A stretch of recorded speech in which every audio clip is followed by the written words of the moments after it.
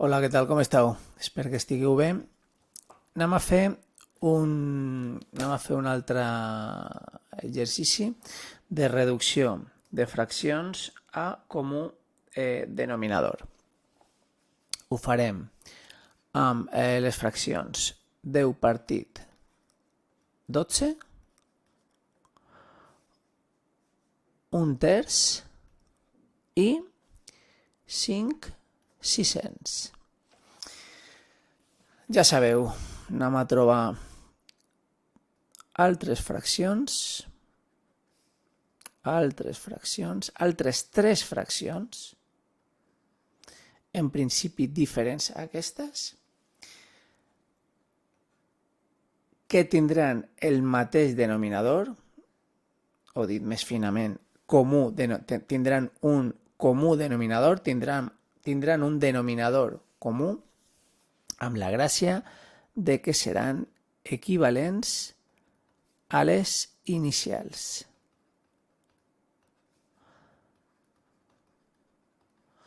Què hem de fer?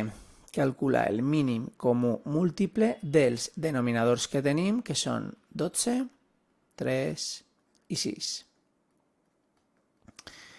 Vaig a fer-ho molt ràpidament. 12 és 2 al quadrat multiplicat per 3, 3 és 3, 6 és 2 per 3, això seria la descomposició en factors primers. Per calcular el mínim comú múltiple recordàvem que hem de multiplicar els factors comuns i no comuns elevats al major exponent. Comuns sí que tenim com a factor comú el 3, el factor 2 no és comú, però també l'hem de posar perquè calculem el mínim comú múltiple, i elevar al major exponent, el major exponent del 3 que tenim és un 1, que no es posa, el major exponent que tenim del 2 és un 2. Com que 2 elevat al quadrat són 4, 3 per 4, 12. Doncs 12 és el nostre denominador comú.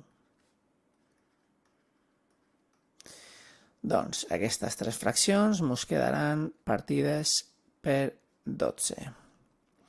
Com trobàvem el nou numerador? Dividint el denominador comú entre el denominador antic i el que ens doni multiplicant-lo pel numerador antic.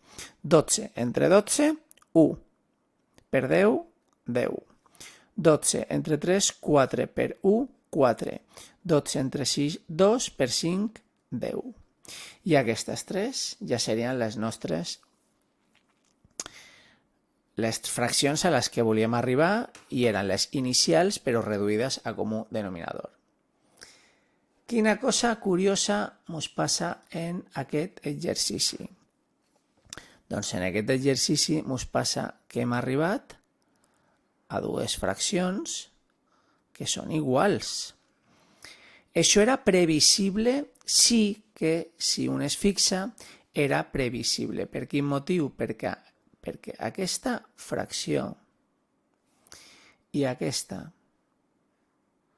són equivalents.